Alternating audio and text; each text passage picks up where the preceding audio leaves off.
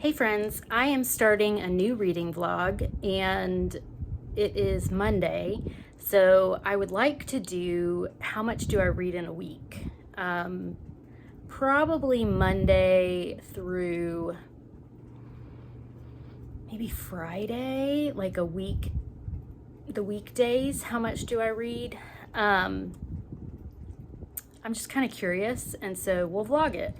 My first up is Why We Can't Sleep by Ada Calhoun. I don't know if you can see, I'm about 30-40 pages from the end, and I'd like to just get it done. This is a nonfiction that I've been reading for a while. I don't have an audiobook for this, so it's taking me a little bit longer. And I really like it. It's, a lot of helpful information and statistics that are really important and often ignored about women and what they experience in life, especially midlife. So I hope to get this done tonight. This week is pretty much a normal work week. I have had some work done on the front of my house, my apartment, and it was pretty loud, jackhammers, and today they were working out there as well, but fingers crossed it should be all done, and they had to pour new cement. We just have to wait for that to dry. So, and thankfully I have a back door, or a side door really, so I can get out because it's all at the front door.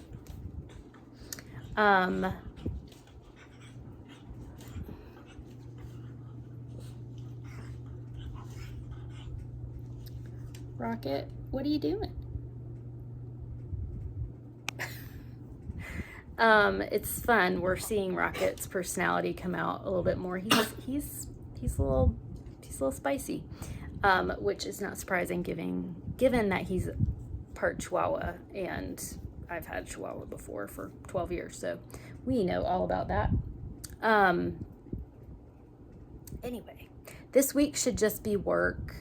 I was called for jury duty for tomorrow, and I called and I don't have to go, so yay for that. For some reason I get called a lot for jury duty, and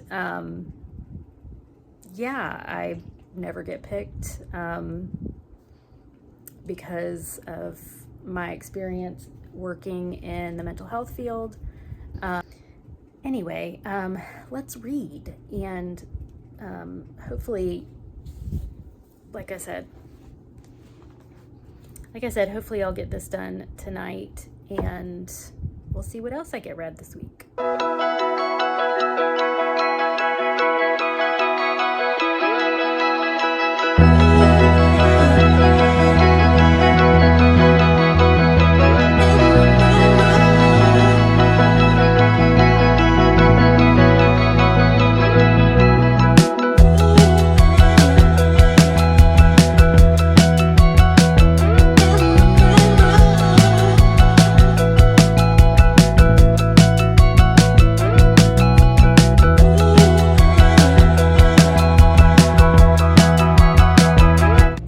Update, it is Wednesday morning. I am going to my office, and I did finish late last night. It took me longer than Monday. I finished Why We Can't Sleep by Ada Calhoun, and I started Broken Country on audio. I forget who the author is, but anyway, that's kind of where I'm at with reading. I am going to be listening to Broken Country on my way to work. So let's go see how bad the Atlanta traffic is.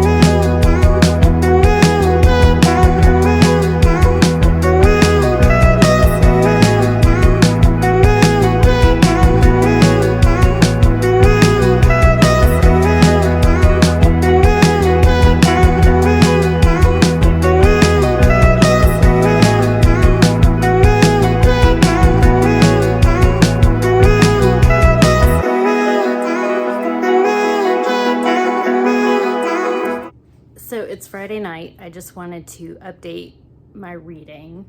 I actually just finished the audiobook of Broken Country by Claire Leslie Hall.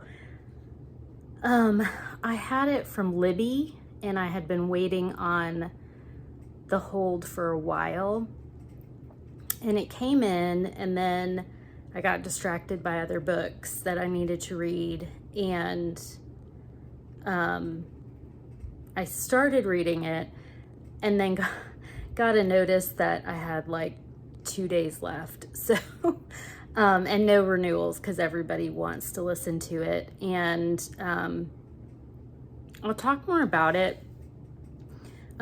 Tomorrow I'm gonna wrap up the vlog. It's sort of what I expected based on, you know, all the hype around it. There was a lot of hype when it came out.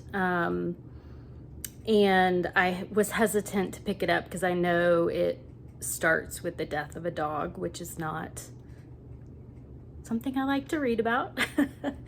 That ended up being such a minor part of the story in retrospect, after you've read the whole thing, that, yeah, glad I read it. We'll talk more about it tomorrow when I wrap up. I'm not sure if I'm going to read anything more tonight. Fridays I don't work, so I had a vet appointment for Rocket. He's fine. We needed to get him established with my vet because he had gone to the rescue vet before this. He's an old dog. I knew that when I got him, and he's been real reluctant to sit. You know, you teach your dog when you get a new dog to sit for treats, and I've always done that. Always started with teaching them sit, and he's been reluctant to sit. I'm not big on forcing them. You can kind of get them into a sitting position in a various different ways, and I've tried all the ways that I know. And the one time I did get him to sit on his bed, it seemed like it was potentially painful. So I wanted to get him into the vet, not only for her to meet him. She's actually the vet and the vet tech I had today have been friends of mine for years, and have known all my animals. The vet suspects arthritis. We didn't do x-rays because we already had done x-rays, or at the rescue vet we had done x-rays of his heart, his lungs, because he had a cough, and were able to see that there was arthritis in the shoulders and elbows already. So just based on that and his tenderness to the hip area, the vet feels like it's probably arthritis in his hips. She also said that he had muscle atrophy in his back legs. Not sure if that's specifically age-related or if he was kept in kind of a closed environment where he couldn't get up and walk around a lot. He wasn't in the shelter long enough, and the shelter, he was in a run, he could get up and walk around. So not really sure if that's just age related or what. But he did lose a little weight, which is always good because he came to me a little pudgy. And then after his vet visit, I had a doctor's appointment, and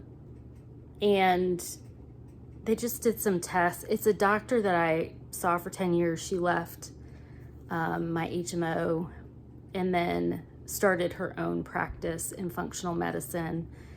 And I wanted to go see her. I haven't seen her since she left because it was out of pocket, not covered by insurance. And I will talk more about that in an upcoming chronic illness update. but some of the testing they did today just wore me out. So I came back and took a good long nap, and then listened to the rest of the audiobook of Broken Country. So kind of a slower day, but I feel pretty productive. Finished a book, got my doctor's appointment and Rocket's doctor appointment. Hopper has his on Monday. He goes for monthly arthritis shots. He's got arthritis in his back, hips, and next week he turns 16. I can't believe that because, yeah. Anyway, I'm gonna go to bed, and I will check back in tomorrow and let you know kind of my thoughts on the 2 books that I finished this week. Yeah, see what I do on my Saturday. Probably not much because I'm still pretty exhausted, but we'll see. Just want to finish up the vlog. I started this vlog on Monday to kind of see how much I read during the week, and it was exactly what I thought. I don't read a lot during the week. I work until 6 o'clock, and then I'm pretty tired. So unless it's an audiobook, this is what I'm finding now. Unless it's an audiobook, I just don't pick it up, which I don't know. It is what it is at this point. But the books that I did finish, I finished Why We Can't Sleep, Women's New Midlife Crisis by Ada Calhoun. This is a book that I started in January, according to GoodReads, but I think I probably started it well before that. I did not have access to the audiobook for this, and that's probably why it took me so long. I prefer to listen to my nonfiction on audio. I've always just preferred that. This is basically about women in midlife, 40s, 50s, and dealing with the different things that change, whether it be, having older kids to college age, maybe empty nest syndrome type thing, dealing with elderly parents or caregiving needs, and then also dealing with different health issues, work situations, perimenopause, menopause. She covered it all. She covered it all in here, and then also just things that like the expectations for women to be working and raising kids and dealing with these health issues as well, and being there for everybody, and so on. So I really liked this book. I didn't really feel like I learned anything new necessarily, but it's a great overall picture of midlife for women. The last chapter is about changing the narrative around midlife for women, and I really appreciated that. Kind of changing the narrative, what we can do as women, and what kind of we can take back some of our own power to define what midlife is for us. Gave this 4 stars. I do recommend it, especially if you're new into midlife and want to know kind of what women are dealing with. Check that out. So I also listened to the audiobook for Broken Country by Claire Leslie Hall. It was really hyped up. Lots of people were reading it and loving it last year when it came out. I liked it. I didn't love it. this is about Beth, who is, when the novel opens, she is late 20s, 30. She celebrates her 30th birthday in the book. And she's a farmer's wife, and she's also grieving the loss of her child. Her first boyfriend, who lived nearby when he was a teenager, ends up back at that farm with his son. And we do have flashbacks between the time when they were younger and they first met, and then when Gabriel comes back to the farm, or the house that his parents owned. So we have the two past timelines, and then we have the present timeline, which is the courtroom. And you kind of are left to wonder what happened and who's on trial and who's there in the courtroom. Anyway, I didn't like Beth much at all. I had some compassion for her because of what she dealt with, but I just didn't like her as a character. I also didn't love the writing. And this is where I struggle with kind of describing what I didn't love about it, but there are parts of it that you go in depth about, that I'm not really sure why you go in depth about those, or the author goes in depth. And then there are other parts that are just not much is talked about, and you're like, wait, that's a bigger deal than I feel like it's allowed in the novel. I think I wanted more of, the son, Bobby, than the author really gave us. We do see parts, things are mentioned about him throughout the story, but he actually factors in to be a really big part of the story. And I felt like, I don't know, that part seemed a little underwritten for me, just for me. I ended up giving this 3 stars. I don't really do half stars anymore. So yeah, that's kind of where I landed on that. Still a good book, especially the atmosphere. I felt like the farm itself was part of the story. And I do enjoy books where the environment kind of becomes its own character. And there were parts of that I did feel like the farm had that. Would I have liked more? Yeah, but that's me. That's what I like. So glad I read it. It does count for my book of the month.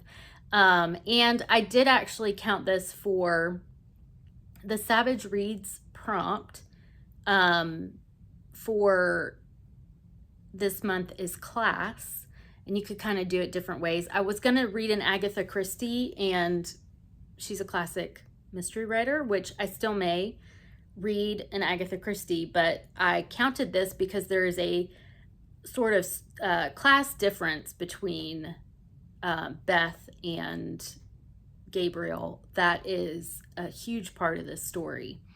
So that's counted for that. So I finished a book that I've been wanting to finish for a long time, and I read a book that has been on my TBR for a minute. And just, I'm going to keep reading for the booktube prize. I have a library book for one of them, and then the other 2 I need to read I have copies of. So let me know in the comments below if you've read this or read. I know a number of you have read Broken Country, and I'm not sure I'm articulating my thoughts well on this. I did listen to it quickly because my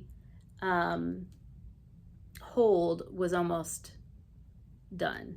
Like I finished it last night. It returned to the library on Libby this morning. So yeah. But let me know your thoughts on this book. And we can talk in the comments below. I hope y'all are doing well. Thank you so much for being here. Don't forget to like and subscribe, and I'll see you soon. Bye.